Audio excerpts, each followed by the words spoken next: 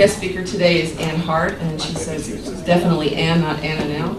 I think Annanelle is a beautiful name. Anyway, she was born in Poland and raised in Texas. You can read along with me if you want. She attended Southwestern University, Hartford Seminary, Cornell, and the University of Texas. She's a professor emeritus from ASU, where she taught multicultural education, school and society, and peace and conflict studies.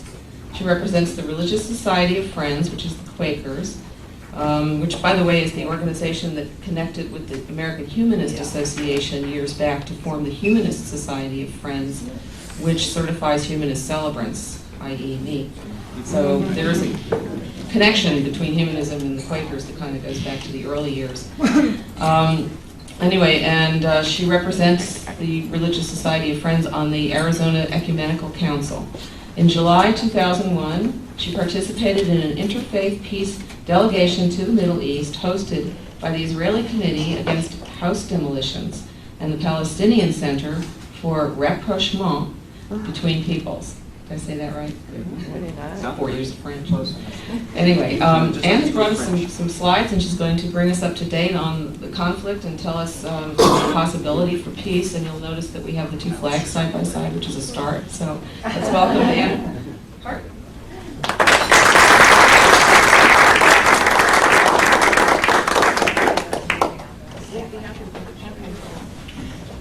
I'm happy to be here with you. And I was going to say, I think, yes, Quakers do have a lot in common with humanists, so I feel comfortable being here. I started to wear, wasn't quite sure whether this was the time to wear a little flag with a dove on it today, with coming up with a couple of days from now, September 11th. And I also was not sure when I was thinking about all this what I should wear, but I nearly always wear a crucifix. And this crucifix was given to me by the clerk of the hotel in Bethlehem when we left about 2 o'clock in the morning, July a year ago. I was the only one in the group. He handed it to me. And I turned to one of the Quakers as I was wearing it and said, you know, we don't usually wear things like this. And she said, as we arrived in the United States, well, it got us here. So I'm back because we'd had troubles going over. I am very much interested in the peace aspects of the Israeli and Palestinian situation. I've been interested in it in a long time. In 1972, what was not in the write-up, I went over to work at the Quaker schools in Ramallah. I always had to tell people where Ramallah was before recent times, and wrote a religious education syllabus for Islam and Christianity. They wanted, it could always include Judaism and other faiths if they ever wanted it, but religion was required to be taught in the schools. And so they wanted somebody to see if we couldn't write something that could have them together instead of separated. And so that's what I was trying to do back in 1972. During those years in between, I kept up with the situation, and I still try to keep up with it, in the sense that even this morning I opened up to see if there were any new emails. It's always strange to read an email that has come from a Palestinian or an Israeli peace group, and the time is dated before it's here because of the clock changes and this sort of thing. And I have heard from, quite recently, from the Quaker schools, and they are open, but there are all kinds of stories about it that I could tell you about, including what happens to children and on their way trying to go to school these days, and the fact that they couldn't open for a while because of curfew, and that there are blocks where they have to go through and check to see if people can go through, and there are long lines, and at least one teacher fainted because of heat stroke while she waited in line. Let me just talk briefly about the history, because I find that many people do not know this, and so I think I ought to touch on the history, a little bit of the whole area. Maybe most of you know it, so I'm sorry if I'm going to be repeating things. For those of you who read the Bible, you know that Abraham came to that area centuries ago. Probably, as far as we know, one of the first Jews to come into the area, Hebrews as they were often called in those days. There were people there even then, we heard about them being Canaanites. Many people assume that the people who were there are the ones who are considered Arabs of today.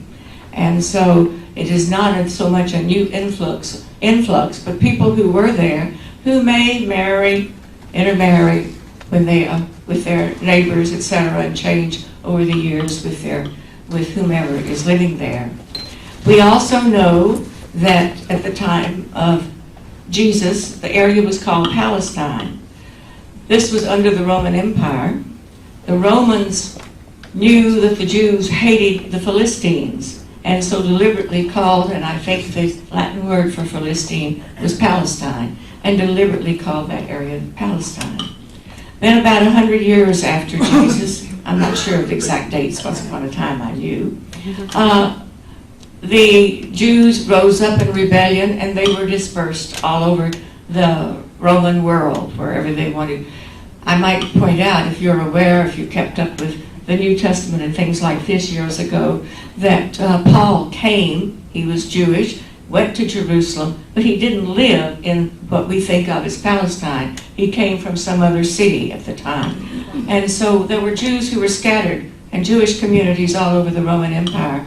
And so therefore, when the Jews were dispersed by the Romans during that period, a few stayed behind. There were a few who were a remnant who were able to stay behind, but most of them were dispersed. Where did they go? Well, they went into the cities I've just told you about. Some of them also went into Spain.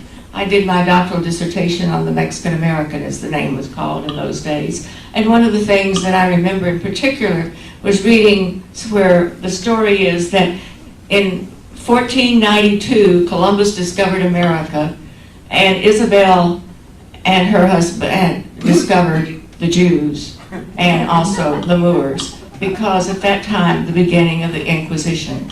And so in the Inquisition, as Ferdinand and Isabel tried to unite Spain into a Catholic country, the Inquisition became very strong, and of course many fled, even to the Americas. People checked to see if, in Monterrey, I remember reading whether or not the people who claimed to be Spanish, who moved to Monterrey, Mexico, were really Spanish, or did they just pretend to be and they were Jewish underneath.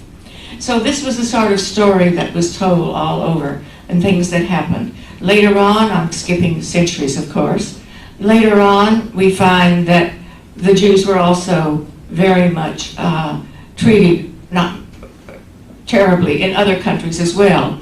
In the meantime, before I jump to that part, we find that Islam began in about the 7th or 8th century, and immediately it began to spread all over this world. And so the area of Jerusalem became mostly Muslim. Then, a few centuries after that, we have the Crusades. And in the Crusades, the Christian communities, Christian countries, areas said, we want this land back for us. And so they went to try to claim it back. And you know about the various Crusades. There have been recently, about a year or so ago, a new scholar that has been writing about this, who pointed out that one of the interesting things is that when Richard the Lionhearted led one of the Crusades and they got and conquered Jerusalem, he massacred the people. When Saladin, the Muslim, came back in and conquered, he let the people live. And so the Muslims will point this out to you a great deal about what has happened. Well, as time moved on, you find that the Jews were often mistreated in other countries, and in particular in the Slavic countries, where the landowners of Russia and Poland and in that area used the Jews as their supervisors over the peasants. And what happened was, in a short time, the peasants revolted, and we had the terrible pogroms where many Jews were killed. And about that time, Herzl said, something has to be done. And from that came the concept of saying, we'll have a nation of our own. My own feeling is that this was probably the height, maybe it isn't when we think of what's happening today, but the height of nationalism, and that we're really moving into an international period right now. But at the height of nationalism, the Jews wanted a country of their own. Several places were chosen, but what they really wanted was to go back to Jerusalem in that area. one of Herzl's associates, and I'm sorry I don't remember the name right at this moment, one of the Herzl's associates said when he learned that there were people who were living there and that the land was nearly all cultivated, he said, well, it would be wrong for us to go there. But the movement had already started. So the old myth that we hear about Israel being a land without people for a people without a land is not really true, but it's part of what maybe you and I heard years ago. Certainly I did. Then, as you well know, as people moved into Israel, we also had the Holocaust and what happened in Europe at that time. Many of the people who tried to flee, and of course America did not open its doors very much at all, ended up trying to get into Israel and fighting for their lives to try to be there. And they immediately began taking over some of the land. At first there was a pretty good relationship, I think, with some of the Palestinians and with the Jews who had arrived. In many cases there were absentee landowners who were happy to sell their land to the Jews who came. But as time went on, the fighting began to become intense. Now, I skipped the little period of the First World War. At the time of the First World War, we find that much of this area was under the Ottoman Empire, and it was fighting the Germans, was with the Germans, fighting the British and the French. And the British, who also had a strong religious feeling that, and this is often misinterpreted even today by the Christian right here, that said peace will come to the world when the Jews have gone back to Jerusalem. Except they forget the last part when they're quoting this from the Bible, and that is they all have to convert to Christianity. And that is sort of left out of that part of the story. But there was that feeling in England, and the Balfour Agreement was quickly signed to try to help the Jewish population that wanted to move into this area. At the same time that was going on, Lawrence of Arabia, if you remember the movies, and others, were fighting with the British in the Arabian countries, and they promised the various tribal leaders, the Saudi family, for instance, and other families that were tribes, that they would be given freedom. Out from under the Ottoman Empire, they could call it their own country. Well, the war is over, and the French take the Lebanon area as a protectorate, and the British take the area of Palestine and as part of a protectorate. And they don't really think that this tribal leader, Abdullah, could remember that papers had been signed, but he showed them the papers, and they immediately said, all right, then you can be the head of this country called Transjordan. And that was sort of the background when we find that the Israelis are moving in after the Second World War in large numbers and are wanting their freedom also and wanting to make it their country. And the Palestinians are saying, no, this is ours, and we were promised freedom a long time ago, and we want it. So you had various rebellions, and finally the British turned it over to the United Nations. And the United Nations couldn't keep peace, and so they began to pull out. One of my Palestinian friends from 1972 said to me, when we heard they were going to leave, we were all excited. Finally, we were going to have peace and have a country of our own, Palestine. But instead what happened was that Israel immediately declared itself a nation, and when it declared itself a nation, the Transjordan leadership immediately and other Arab nations went to war against Israel. After that, there was finally a green line drawn, a green line to separate what is considered Israel from what was the area that is called Palestine. The area on the other side of the green line on that little map that I put out at your tables is the area that is considered the West Bank. When I was there in '72, it was also under military occupation. And one of the things that I remember in particular during those days was that some of the American teachers who were teaching at our Quaker school said that while they were there, that they could hear, because they lived next door to the jail, they could hear the screams of the prisoners when they were being tortured. Now, if you were being tortured, and I just want to throw this out to you, if you were being tortured and the only way the tortures would stop would be in case you gave them the name of someone, what would you do? Give it a name. Give it a name. Many people did give a name. It may be to somebody who they didn't like too well, who lived down the way. I suspect that is what is happening today when we hear that the Israelis have taken a, quote, terrorist, that this is often what has been happening today as well as what was happening back in '72 when I was there. And so you find that the Palestinians were still very unhappy under this military occupation, where there has been a lot of harassment, dehumanizing dehumanization went on. And so what happened was they began to rise up. There was an intifada. And at that intifada, because I'm talking primarily about peace, at that intifada, one of the people who I thought a great deal of that I know is Mubarak Awad, who lives in Washington, D.C. now. Mubarak Awad was a Palestinian Christian who believed in nonviolence and did a lot of training of nonviolence. The Israelis ended up by ousting him and saying he cannot return to Israel and sending him back to America.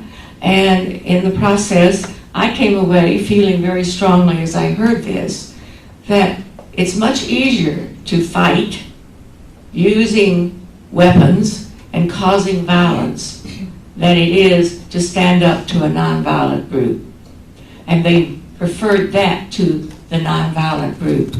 I think that is, from my peace perspective, I still say that is the case. But we often wonder why there's not a stronger nonviolent movement, and this is one of the reasons it was destroyed to a great extent by the Israelis at that time.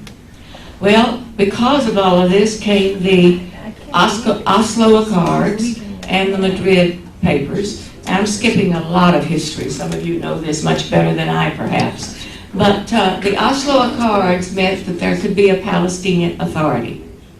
And a Palestinian Authority was set up with Arafat as being the head of it. Now, the PLO that Arafat was part of had been the Palestinians who were outside of the West Bank, who had formed various coalitions and groups, and they are various political groups, and they came together under a PLO umbrella, and the largest group of that was Fatah, and that group was headed by Arafat. Arafat was a great, well, I'm not sure I'll say great, but anyway, he was a leader as well, but he was also a fighter. I'm not sure that it's always best to have the head of the government being one who has been learned to do it by fighting and rather than knowing some ways of parliamentary procedures, etc. Anyway, Arafat became the head of the Palestinian Authority. But the conditions were really still quite bad. One of the things that is not shown on the map necessarily, yes it is, just slightly, on the map that I'm showing you during that time was areas A, B, and C. And what was allowed by the Israelis was to have one section be a section that was predominantly Palestinian controlled, such as Bethlehem. Another aspect of it was one where the Palestinians supposedly could control it, but the Israeli soldiers and Israeli Defense Force was around it, which really meant that the Palestinians didn't have much say. And then the third group was the ones that were completely under Israeli control. Needless to say, this caused a great deal of difficulty for people, and there were checkpoints that you had to go through. I will show you a slide of one of them that we went through. Things are far worse, of course, today than what I experienced a year ago. So you find that the checkpoints were there. You find that The main issue, probably, of all of this are the settlements. And what has happened is that settlers are not like the settlers of the West. The settlers are those who are willing to go into a part of the area that has been proclaimed for them to settle down. Some of them go for reasons of the fact that they can't afford housing in Jerusalem and in other areas, while others go deliberately for ideological reasons of saying all of the West Bank should belong to Israel. So there have been at least 220 settlements that have been built in the last few years across the West Bank. In order for those settlers, most of them who work around Jerusalem or other large Israeli centers, to be able to get to work, highways have been built. Those highways cut the Palestinians off. They're not allowed to use the highway. I will show you a slide in a moment where here are the farmers who cannot get to their fields because they're on the other side of Highway 60, and they're not allowed to be on it. And so with all of those conditions going on, it was ready to blow when Sharon took a group of soldiers up onto the Temple Mount, Al-Aqsa as it's called, the third most holy place in all of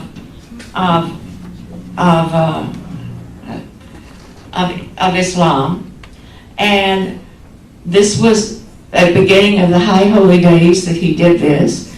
Barak, who was the prime minister at the time, was fearful that he was going to lose the next election and thought by being nice to Sharon that this would be acceptable, and so he let Sharon do that. And that was the spark that started this last intifada, which will be the end later on this month, 2 years of existence. What has happened in the meantime, during all this time and all in between, were various peace groups that had been organized and that were working. I told you that I went over with the Fellowship of Reconciliation. There were 19 of us. Some were Jewish, some were Muslim, some were Buddhist. One was Buddhist, one was several Christians of various backgrounds, Orthodox, Roman Catholic, Protestant, Quaker. I'm not sure whether we had any humanist or not. We may have. Yeah. We probably came close to having humanist if we didn't. We went over in July of 2001, and I'll be showing you some slides about that.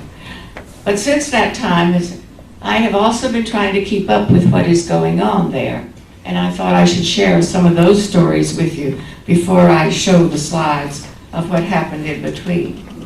I might say that in all of this, we need to be aware that I know that there are some Palestinians who've been able to get arms from other places, but on a whole, the only ones who were armed were the police. And the police had arms that came to them through Israel, who allowed them to have certain guns to act as police.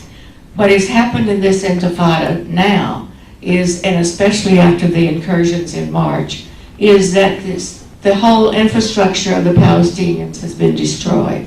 Not only did they come in during this time to the various cities that you know about, oftentimes cutting off water, cutting off electricity, etc. But they have now said that they have put them under curfew, and so we now know that during the few hours that they can get out from curfew, they run and get as much food as they can for their families.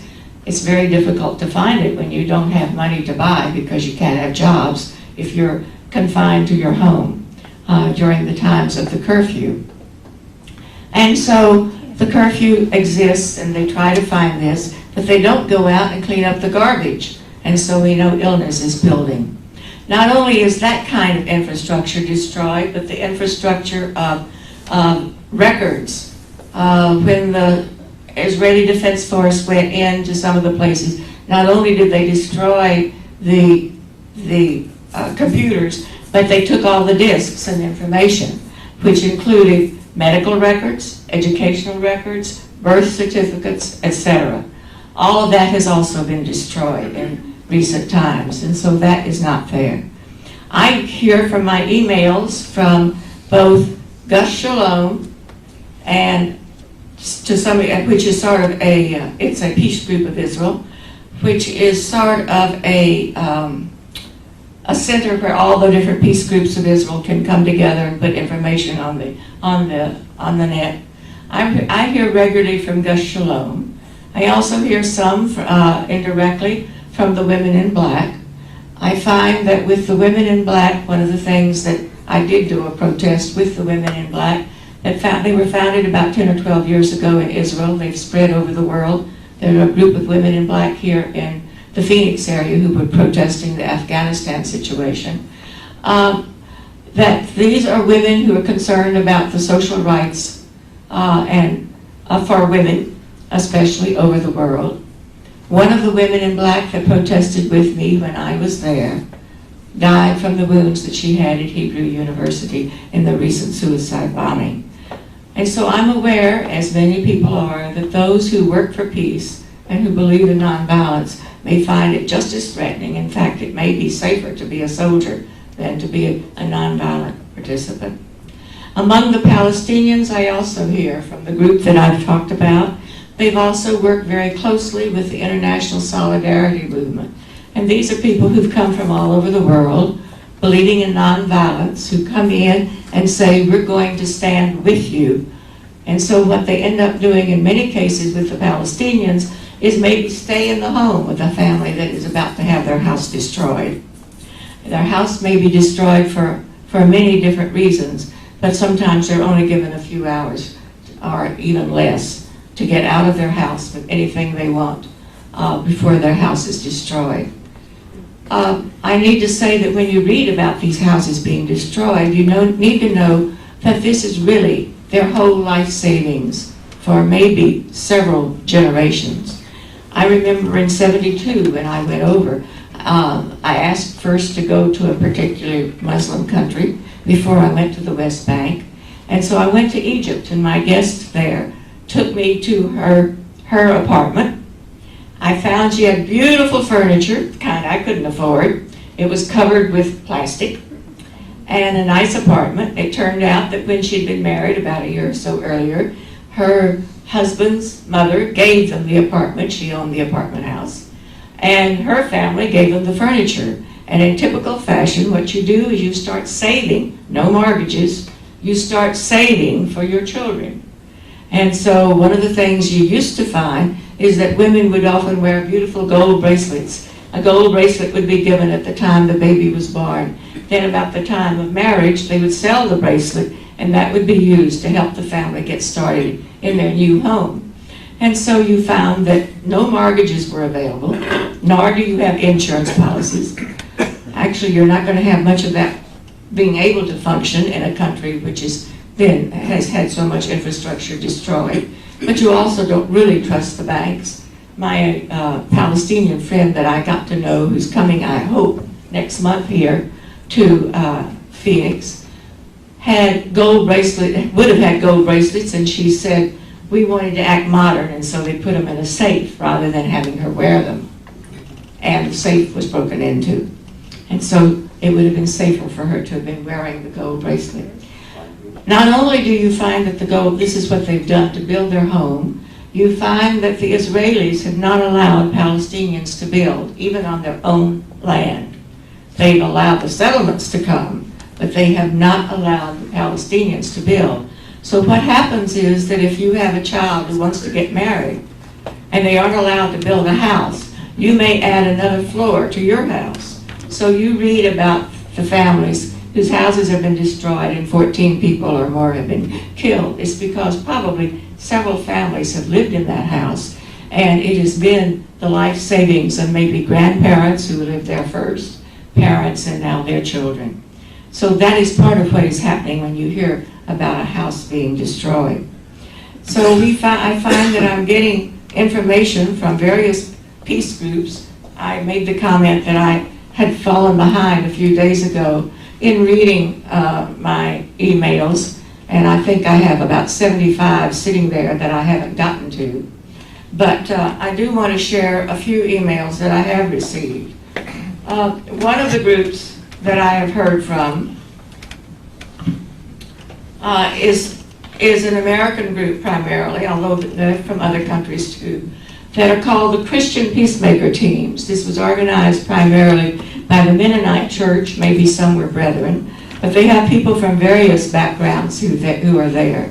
And one of the stories that I heard, the wrong one of the stories that I have just recently heard from them, and I wanted to read some of that to you, if I can find it here in a second. I thought I had it organized, sorry about this. Oh, here it is. It's from Jerry Levine and his wife Sis, who've gone over there to work. Some of you may have heard the name Jerry Levine. Jerry was the CNN correspondent several years ago in Lebanon when he was kidnapped for many years, was kidnapped and finally was able to get away. He and his wife have gone over to work with the Christian Peacemaker Teams. And as I say, they come from many different backgrounds.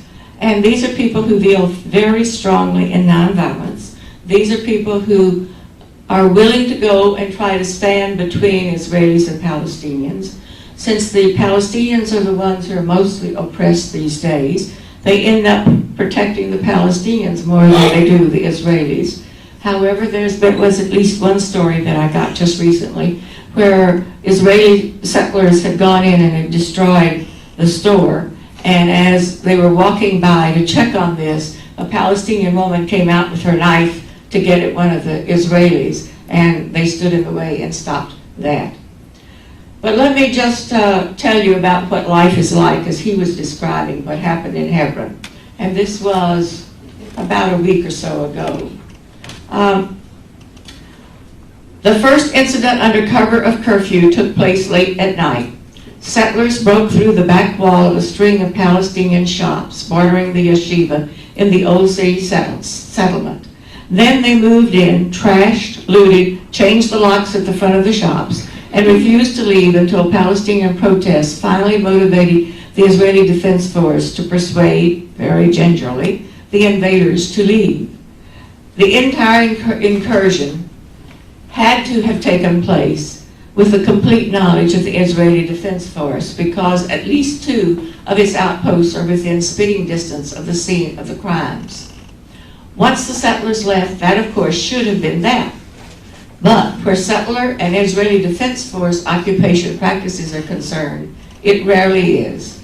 And true to frustrating bureaucratic form, it was not this time either.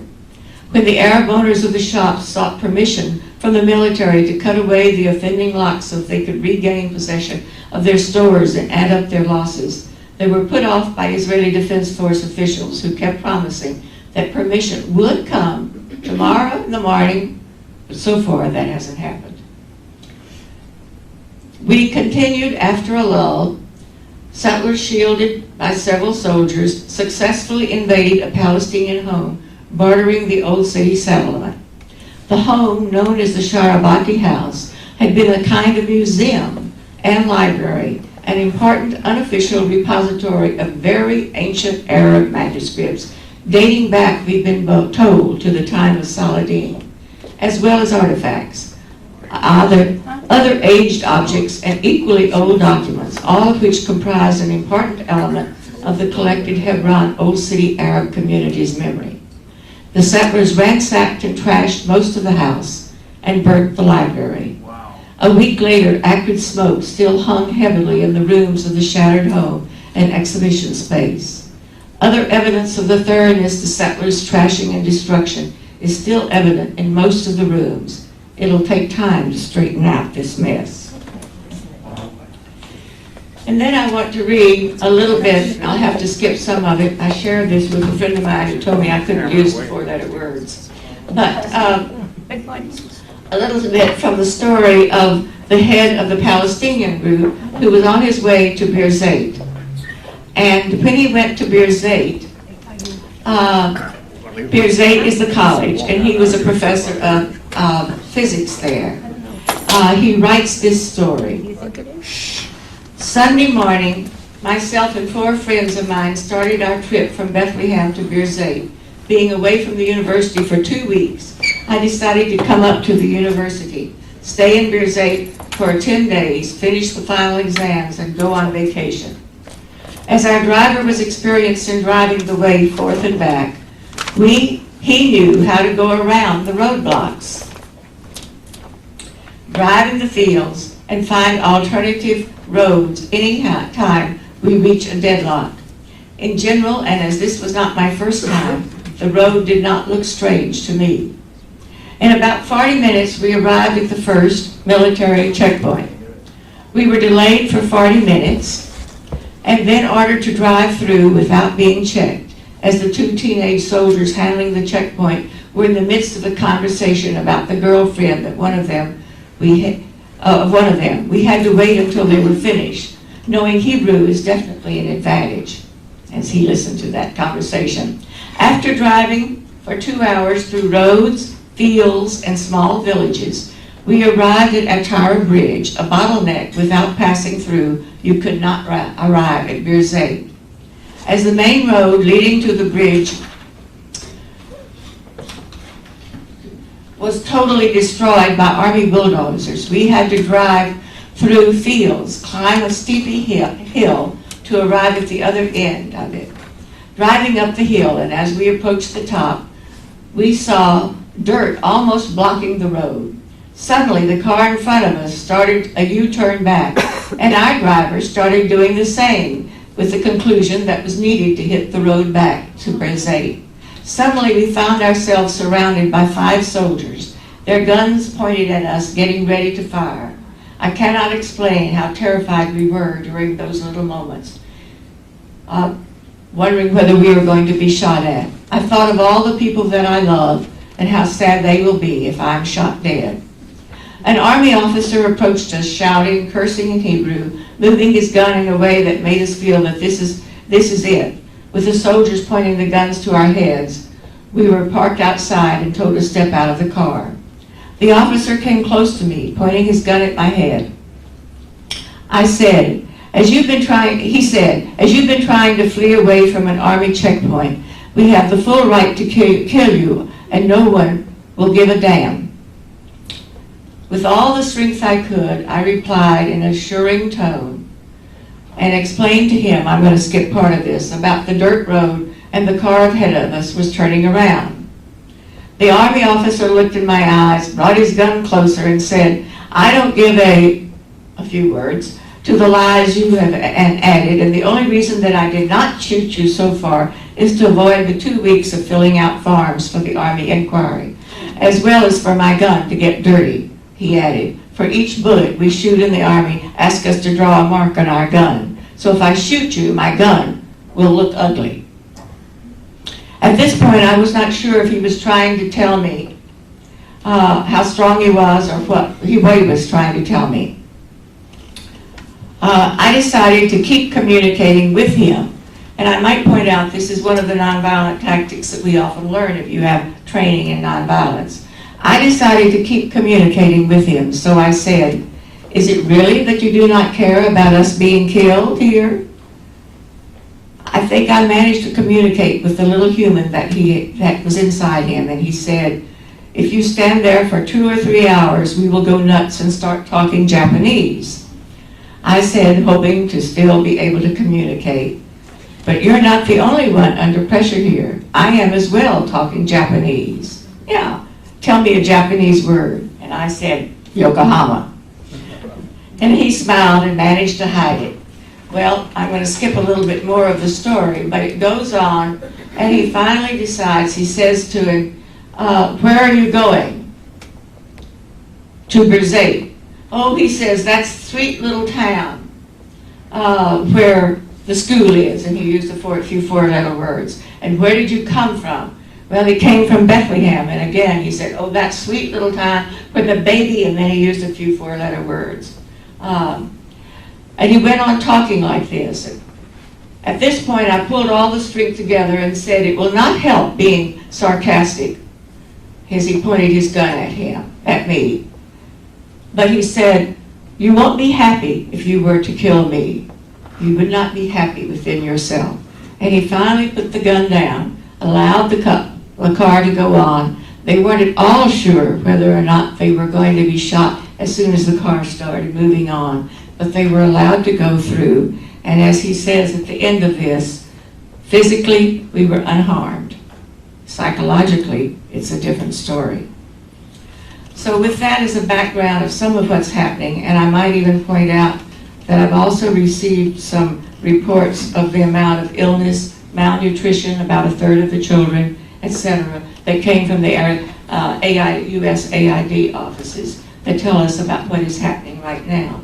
But with that, I'd like to show you the slides of my trip of last summer before it was as bad as what I've just described.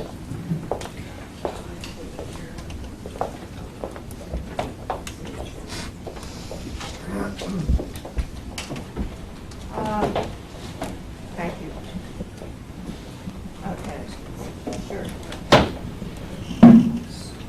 Incidentally, I brought with me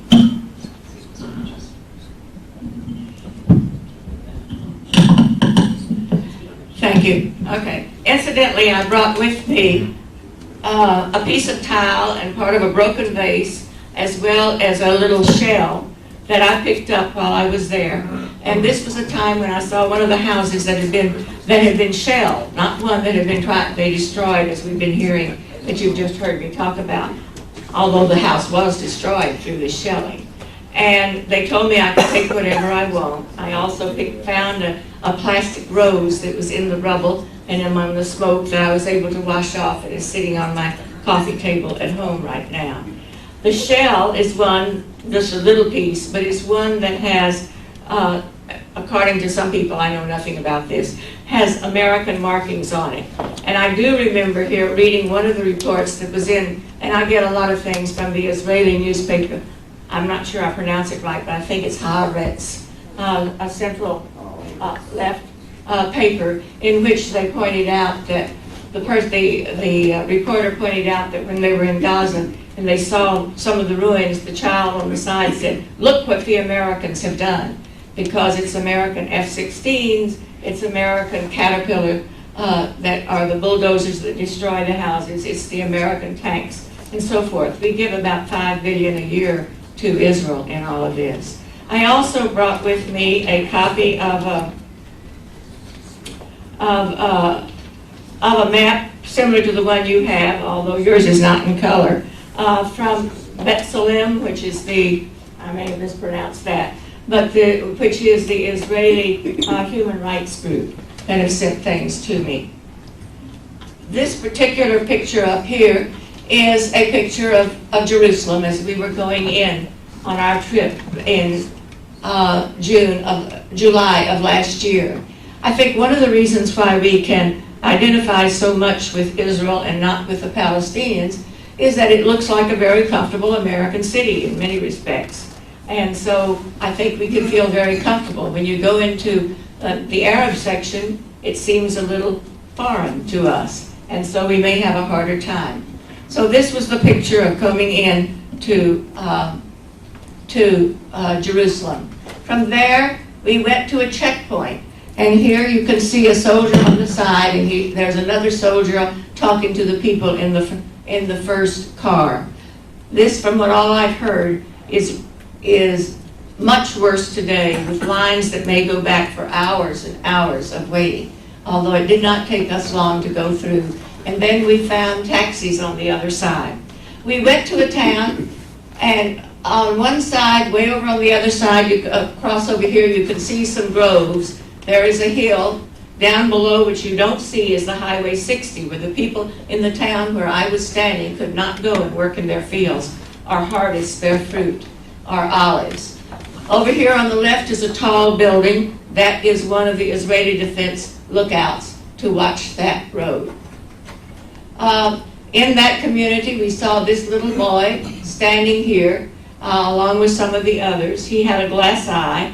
The glass eye was put in by Johns Hopkins University.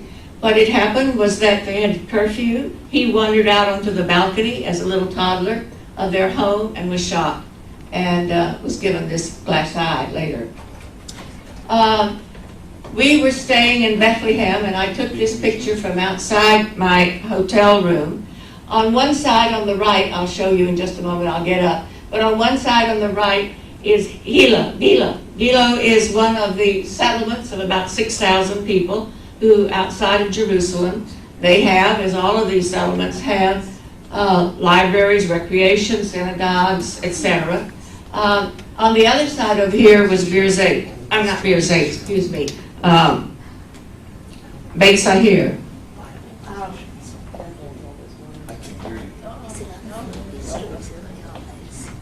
Making it? Yeah. Okay. This is the Israeli settlement. This is the Palestinian town. This is the Highway 60 that connects this, to Jerusalem and to the other areas. This is the area the Palestinians cannot go on. One of the things that happens is that oftentimes people here fire guns at Gilo, and what happens here is that they shell back. And so that was happening before these latest incursions. No, I'll bet that's all right. Use what? Oh, I didn't even have it. Okay, but that's probably the only one I'm going to use. Well, it does need to understand. Okay, thank you. In fact, some people left it. This is part of a house that had been shelled that we went by to see. This is one of the main roads that has been blocked off, as you can see. This is in front of Rachel's tomb in Bethlehem. We went into Rachel's tomb. The Israeli Defense Force had taken it over as an outpost. There was barbed wire all around, but they let us go in after we talked to them a bit and let us see what was happening. Since then, they have taken this over as to be part of Israel and not part of the West Bank out of Bethlehem. We went to a community where you can see how the road was blocked off, where the Israelis had blocked the road so that Palestinians could not get up to Highway 60. We used nonviolence to open it up, as long as internationals, Americans in our case, as well as I think French and Italians who were there, were around. Nothing happened, but after we left, one of the Palestinians was shot. And of course, the roadblock was rebuilt. Here I am with the women in black in Jerusalem. And there's much more to that story, but I won't go into all of that right now. I did go to the Wailing Wall, and over on the right side, this is the women's section. I was able to put in a prayer for peace. You put little prayers on pieces of paper and stick them in the crevice of the wall, of the western wall of the old temple. We did go to Vad Yashim, the Holocaust Memorial, and this was one of the scenes. One of the places that, I think this is the one in the building that is for the various concentration camps. I might say that I've been through Auschwitz years ago, so that I was very touched by that. But I was more touched at one that I could not take a picture of, and that was a building where they had, you held onto a rail. It was pitch black with one candle with mirrors, and that would be flickering lights all over the place as they read the names of all of the children who had died in the Holocaust. This was outside one of the main buildings in East Jerusalem, which is the section that was Palestinian, and this was a leader of the Palestinians who had done a lot of work in some of the negotiations.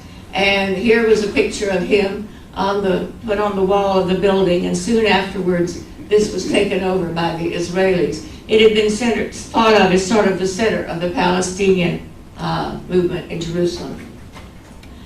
We went then down to, I might quickly say I enjoyed very much going to a synagogue on Friday night, and I spent the night in a rabbi's home. And as we left, in the far center of this room is a young man with long hair. And as we left, he called to him as we were walking down. This was the Sabbath, so of course he wasn't driving, except for the bus that picked us up to take us somewhere.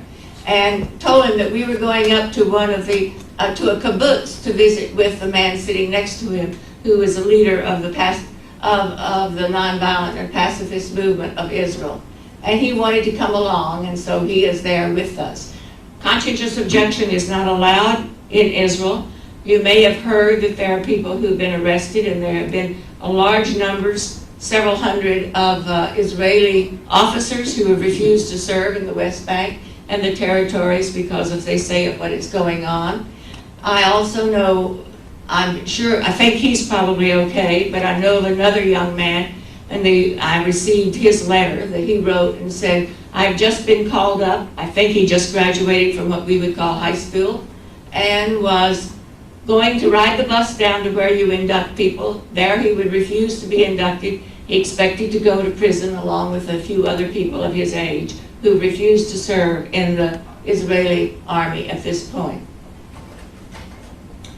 We went up to Nazareth, which is a predominantly Arab community, Christian in background, Nazareth, not Muslim, that was under Israel all this time. It's not inside the West Bank. It's outside the West Bank in that sense. And we went up there, and here we met the mother and the sister of the young man that she has on her T-shirt. It seemed that he was getting ready to get married, but he went down to try to get some of the young kids not to participate in a rally that was about to take place of Israeli Arabs. Those are those Arabs who stayed in Israel and are citizens of Israel. Israeli Arabs who were joining the Palestinian Arabs in this intifada. And he tried to get the young boys to go home, but he was shot and killed by a sniper. We went down toward Hebron. There we saw a family who were sitting outside their house, or standing outside their house. Here is their house, and back of it you see all the rocks that have been built. A settlement is being built on the top of that hill. And so the settlement has put rocks on the terraced landscape that this family has had in their family for centuries. And we're up there. They also sometimes have argued with the family. Here was the mother whose arm had been twisted by a settler the day before when she was arguing with a settler who had cut the water to her garden. Then we went on to Hebron, where this was, we were walking down below, and this is a net that's up at the top. And on the net, people have thrown rocks and other things, and the people in the market have put a net up there because on the left, up above the market, is where a settlement has been built. And it was just beyond that where the Christian Peacemaker teams had their apartment. We visited also one of the settlements, and here is a settlement. You can see a little bit from the distance. We went on down to the Gaza Strip, where we were able to meet in homes and have dinner in various homes, but we sat down on as you can see, a carpet on the sand outside one of the homes while we visited people before we went to the various homes for dinner. This is one of the narrow ways in a refugee camp, the walkway between one home and the others on the other side, which is typical of many of the refugee camps. We went down toward Jericho. As we stopped at one of those many checkpoints, this soldier came on board, told us we had to turn around and go another way because it was not the way to go. We did, when we needed to get into Jericho, we could not get in because of the roadblocks. So we did what Palestinians do, which can be very dangerous, and that is to walk across the fields. Here I'm sitting in a chair, there was a goat herd here, but we walked across the fields where somebody with a cell phone had called into Jericho and they came out and got us. We visited with some Bedouins. The man in the very center is a rabbi who was working with these Bedouins.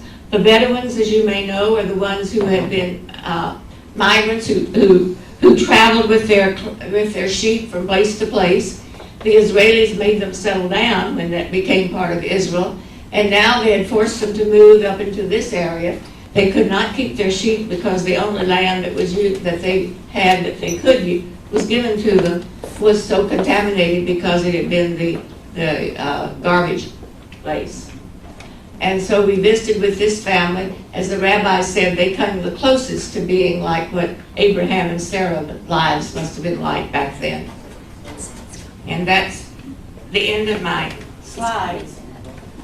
And I'm willing to answer questions or et cetera about what you might want to ask. Stay there and answer one. Oh, I can stand up. I can stand up. Yes. In your opinion, what is the solution to that Arab-Israeli problem and Palestinian and Israeli problem? What would you say is the solution?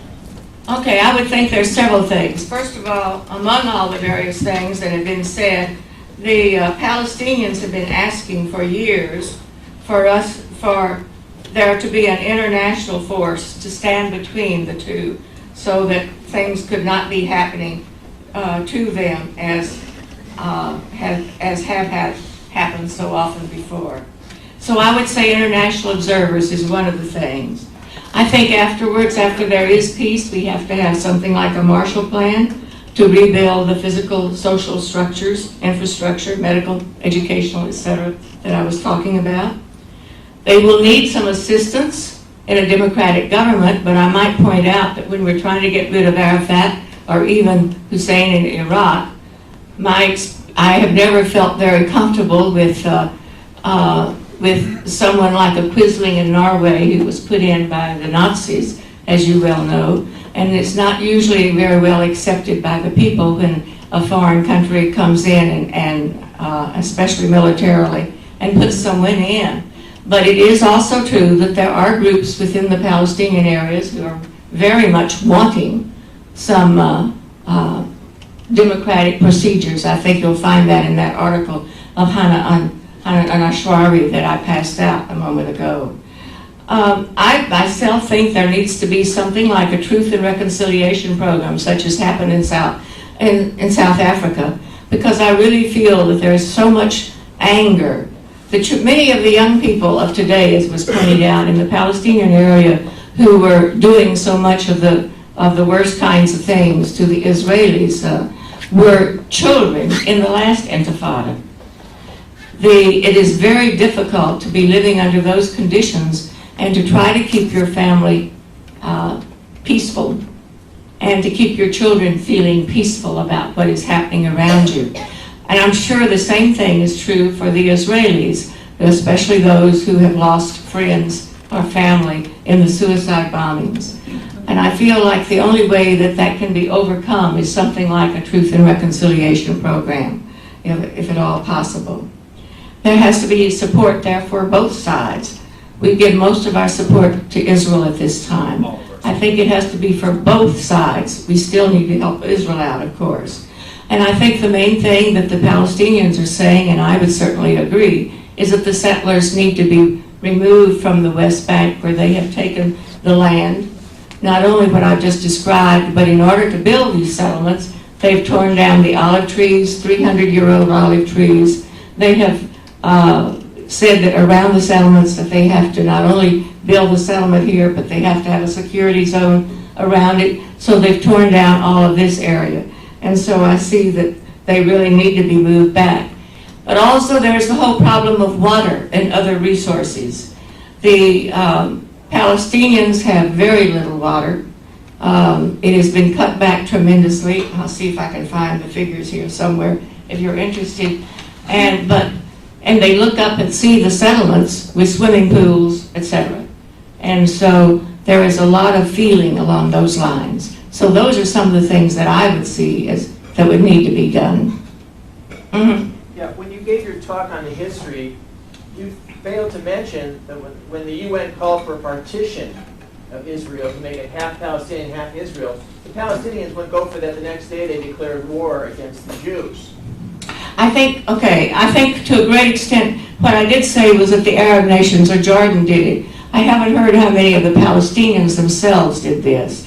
I might just say that one of the things that Sharon would like is for the Palestinians to be sent over into Jordan and let them have all of the West Bank as part of Israel. But the Jordanian government has said that would cause their government to fall. The majority of people who live in Jordan already are Palestinians. But if you put a few million more over there, it would probably happen.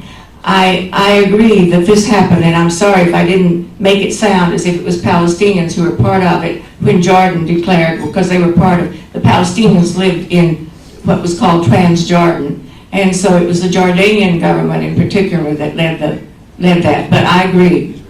Also, you didn't mention that when you talked about the Israelis bulldozing the homes of the Palestinians, that's their policy when terrorists go and do suicide bombings in Israel. That's their policy, they're saying, we're going to go after your homes.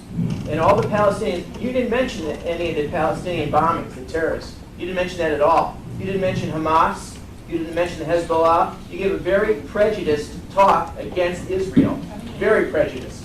I'm sorry if I did not mention all of those. I might just say that one of the things about Hamas, which is interesting, is that the Israelis actually helped support Hamas when Hamas got started because they wanted to undermine Arafat. And so you're right that I did not mention those. They are there. I'm, of course, talking primarily from my experiences with the peace groups, and so this was a different story. You are very right that there are those groups there. I think there is some feeling as the question as to whether or not the houses that have been destroyed are really truly the houses of terrorists. Some of them probably are, but I'm not sure all of them are. Could you give me your opinion on to what extent the religious beliefs of both sides are part of this conflict? The religious beliefs, well, okay.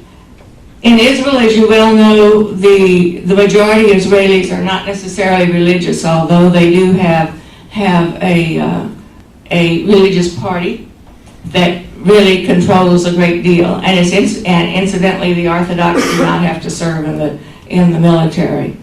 Among the Palestinians, when I was there many years ago, in '72, probably about 15% of the Palestinians in the Christian communities of Bethlehem, Ramallah, Nazareth, etc., were Christian. It is now down to 2% because the Christian Palestinians have been able to leave and go to other countries and have an easier time doing so, although Muslims do it also. Many of the rules and laws of the Arab world were basically laws that were part of Islam, and when they became independent nations, Jordan, etc., they incorporated the laws of Islam. But some of those were probably still there. When I was there back in '72, I found that many of the marriage customs were pretty much the same, even though some may have been Christian and some may have been Muslim. The most important part was that you had approval of the families, whether it was an arranged marriage or otherwise, because it was the family that was going to be the security for you when the rest of the world was so insecure. And so the families had to approve it, and the most important part was usually the celebration when the engagement papers were signed. And then, of course, came the wedding later. Among the Muslims, I think one of the things that you find happening in both Israel and in the Palestinian areas, and probably in America too, is when you feel under threat, you begin to unite together, so that the person who may not have found themselves so very interested in religion before may find that this is the group that is the strong group, and so therefore they pay more attention to it. I cannot say whether or not that is still the case or not, but I think many of those, both Israelis as well as Palestinians who feel strongly about peace are being, to a great extent, are being silenced. Gus Shalom in pointing out to the Israeli military that this was against international, what they were doing in the West Bank was against international law, and that they were breaking international law. The Israelis have now said, you have come out and you are undermining the morale of our soldiers, and so they're taking them to court for that. So those are the sorts of things that are happening. In the Palestinian area, I think the same thing could be true. There are people who speak out who are Palestinians. If they're very well known, they can be better accepted, I think. But otherwise, they may find that their voices are often silenced. Yet I find that there are movements. For instance, there have been protests where people have marched in the streets of Palestine for peace. This doesn't not get into our papers, but that has been happening. And they are a mixture of the people who live in those communities. So it's hard to say how much the religion is part of it today. I did not find particularly that the radical Muslims I did not have contact with either in 72 or later. In fact, I might say that I went over to Jordan in 72 and I was told absolutely do not talk to the Minister of Education about what you're doing in Ramallah, because he is a member of the Muslim Brotherhood, and he put a stop to it. The Muslim Brotherhood was the background of some of these groups that you're talking about, that you've mentioned, the more radical groups that have come up. And I found myself wanting to go to Petra, but I found I better get back across the river into the West Bank before I was being forced to go in, because I was staying at the Y, and two of the women kept saying, my boss wants to talk to you, and they worked at the Ministry of Education. And I thought, I gotta get out of here. So I never did get to Petra for that reason, because he was part of it. I did not see that, but it may have been, they're not the ones who go to the Quaker schools with their children. And so I may not have had contact there. The Quaker schools in 72 were half Christian and half Muslim. Today, I'm not sure what the numbers would be, except that the most recent one said children have to go to the school closest to them. They don't dare go to the school they used to go to if it took a lot of travel to get there. And so therefore they have newer students coming into the Quaker schools because they can't get to the others, and they've lost other children who wanted to be in the Quaker schools because it's too far away. Could you clarify for me the term Zionist and what that might mean in terms of fundamentalist Judaism? And if I understood you correctly, what I call fundamentalist Jews are exempt from military. No, they don't have to go. Somebody else doing Is that right? I cannot go into all of that. I don't know sufficiently about it, except the Zionist movement was the movement that was started in about the 1860s under Herzl, who I thought was in Switzerland, but I may be wrong about what country. Thought it was Switzerland, who started the Zionist movement of having people return to and have a nation of their own that was a Jewish nation. And so they have gone back.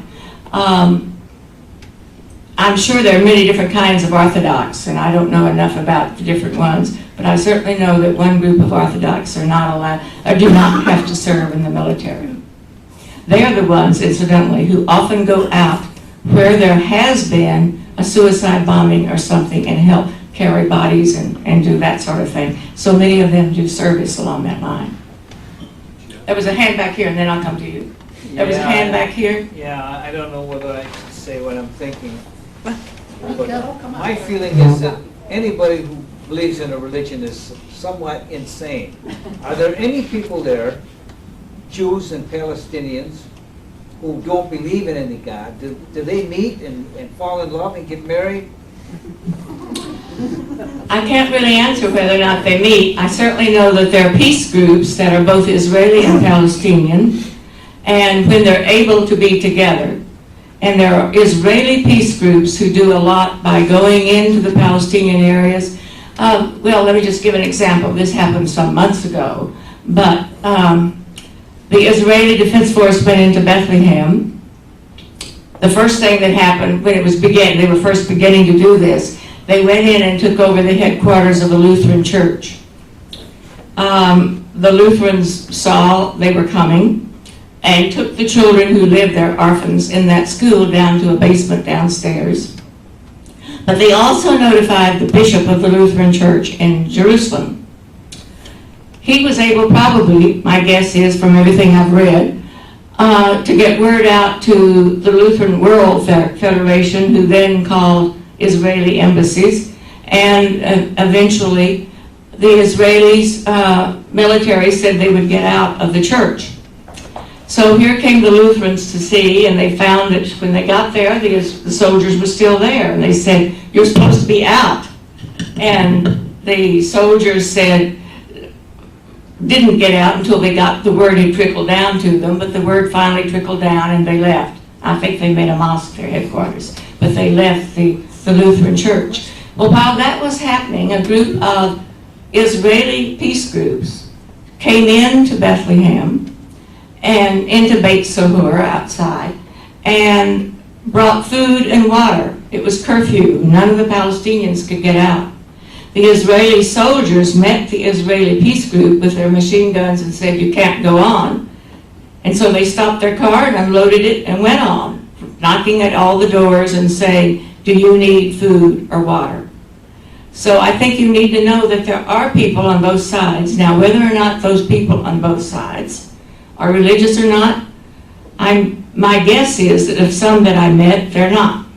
When you speak of the Lutherans and the Quakers, are these people Jews or Palestinians? Or Those are in the Palestinian areas. I don't think there are any Quakers or Lutherans among the Israelis, although in Jerusalem, of course, there are the old churches that have gone back for centuries that are the Lutheran Church and the other church But they're there. native people, they're indigenous to that area. Europeans or? They go back that far. I think of my friends that I met who were Jewish Israelis, I'm sure some of them would be very close to being humanists. Among the Palestinians that I met,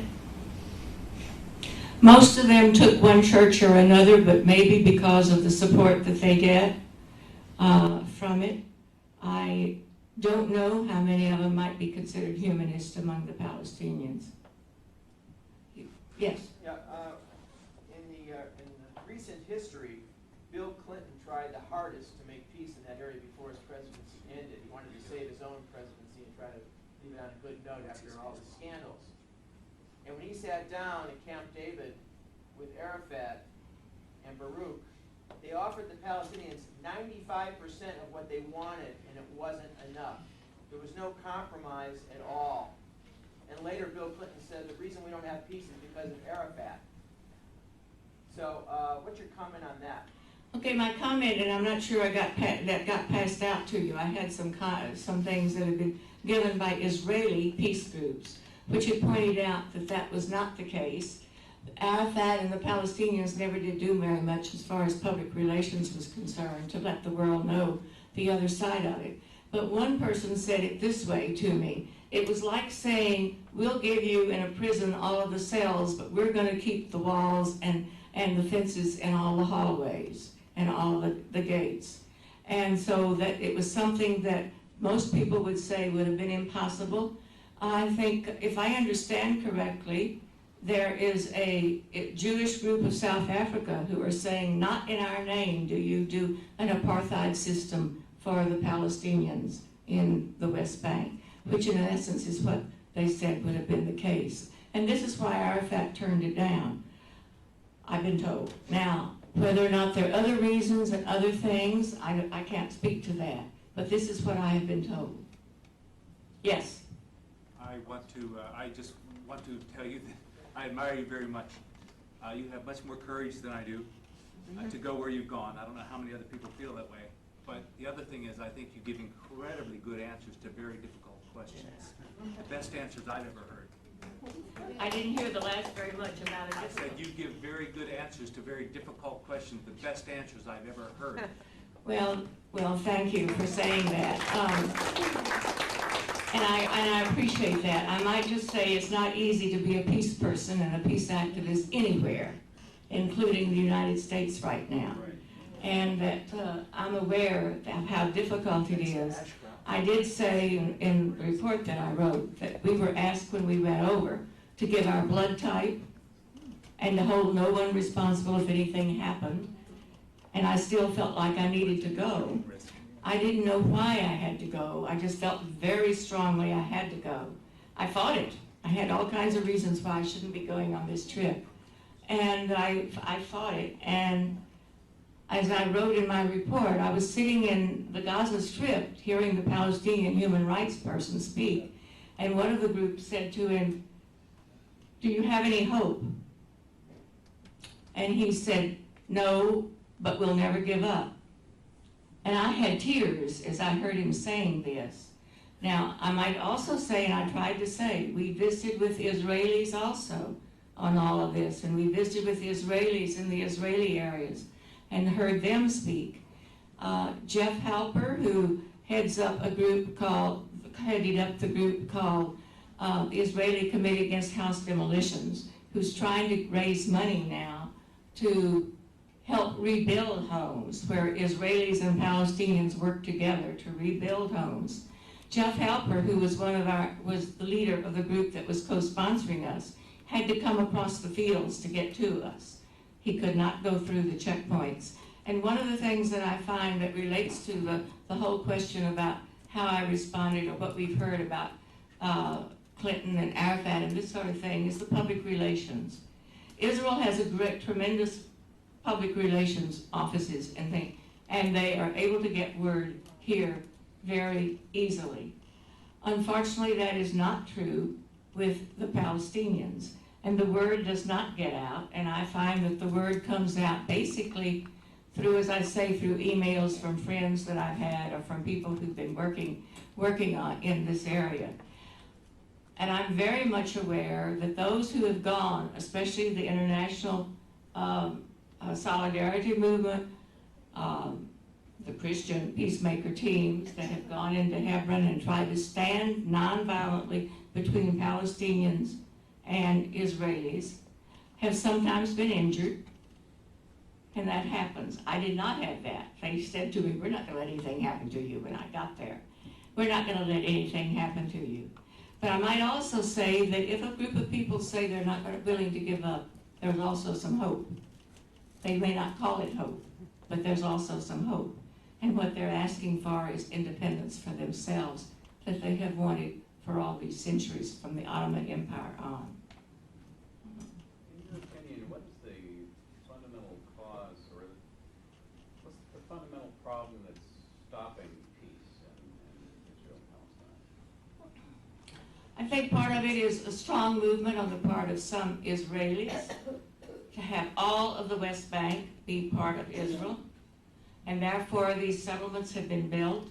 I think from the Palestinian perspective, it's the fact that those settlements are there, taking away their land, resources, etc., as well as what has happened in order to do that, the kind of military force that the Israelis have used to make that possible.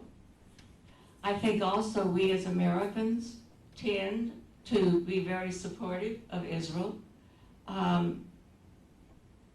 I don't know, I'm older than many of you, but I certainly remember the days when I always thought, I had friends who wanted to go where Jesus had walked, and I thought, I have no interest in doing that, but I'd love to see Israel. And I remember those days when Israel was founded, and I wanted to be there and to do that. I guess one of the things, I'm a teacher, and I taught in the College of Education, and one of the things that I have come away with is that unless we learn, and that means not just the words, it means it has to be internalized, nonviolence, we fall back on what we have known. I remember a future teachers saying, "I'll never yell at a child." And then when a situation arises in their classroom and they can't think of anything else to do, they yell. Now that's a simple thing. We also know that the abused child often becomes an abused parent. We have seen that. My feeling is that we as a civilization, not Israelis alone, nor Americans, have made violence as part of our deepest faith and culture to a great extent. What's the largest part of the government? The Pentagon. Where do we put our emphasis? And this is part of what I see as one of the main issues, is that we have to turn around. I actually thought we were coming closer to turning around a few years ago. I thought there was sort of a movement. I read one of these articles, I think some of you have heard of the little book about the 100th monkey, that when the 100th monkey turned around, and I thought, what a lovely little allegory. It wasn't until recently that I read, thank you. It wasn't until recently that I read that this was based on scientific fact. So I really thought that we were moving in that direction. And so if you're asking what we can do, is I think we really have to take a look at how much we believe in violence and can we think of alternatives and to work on alternatives to it. I'll give it later. There's violence on both sides, and suicide is one form of violence that you don't seem to be addressing. What about bombings at weddings, at dances, at schools, children, buses? Yes, there's violence yes. for Israelis towards Oh, yes. Palestinians, but it goes both ways. You haven't really addressed it. I thought I did at one point, but I may have just studied in passing. Oh, okay, I'm sorry. Yes, definitely. I guess what I was trying to say was that the children who were in the last intifada are some of the people who are doing the suicide bombings of today. And that's part of what I was referring to. And if I didn't say it clearly, I'm sorry, I didn't say that. I meant to. Yes, I think one of the things that has happened is that as the oppression has gotten greater and greater for the Palestinians, many people who might not have believed in using violence or suicide bombers may have been more supportive. But there's also another movement going on that says otherwise, so that both are there. I think Hanan Ashwari has said something about that in that article that I passed out. There is another movement there that will say that there's more than just the violence and the suicide bombers. I, of course, met no one who believed in a suicide bomber, but I was with the peace group. And so I'm not surprised that I did not meet anyone along those lines who felt that way. I'm aware that there are both sides. I'm also aware that a lot of the young soldiers who go in the Israeli Defense Force may not want to be doing all the things that they've been asked to do at times. But that's probably true of all military, wherever they've been. Well, nonviolence is wonderful, and of course Jesus said turn the other cheek, and that's just great, it really is. But it just comes down to kill or be killed, and that's the problem today, and I don't know of any solution that people have ever come up with on that. I think one has to be aware that nonviolence is not without danger. If you remember when Gandhi was in India, a large number who were just killed at one of the mosques or one of the places where he was speaking. I think of it as a mosque because I saw the place once. But they were crowded with people who were killed. I think you have to be aware that nonviolence does not mean there's not danger. Oh, no. And there's lots of danger if you're trying it. Kill or be killed. Yes, and I'm also very much aware of the times where it has worked, which does not get into our newspapers very often, of when it has worked or it hasn't been pointed out. I guess one of the most important ones was the one that you probably know about that took place several years ago in the Philippines. I've said this at times, and people have said, but look at the Philippines now. Well, that means you still have to keep working on it just because you made a decision at that point. But, there are all kinds of stories that you probably have never heard. Right here. You want to hear them? No, I said it worked right here, nonviolence. That's right. It worked here. It worked in Moscow. It worked in Berlin. We don't hear those stories. No, where has it ever worked without someone being killed? I mean, what we're talking about here is courage and guts and character and love of your fellow man. Let's just talk about it. Let's face it. Why don't we ever just discuss it? Well, I think you're right that people may get killed with that, but I suspect maybe more civilians are killed during war. So that would be part of my. Each individual valuing his own life. That's what we're talking about. If enough people value the other fellow's life more than their own life, of course we're going to have peace. And how are you going to get it going? I know it's not easy, and I know it takes a while to do this, but I think it is possible. And it has worked in many places. We're going to have to make that the last question, so run a little bit over, but it's fascinating.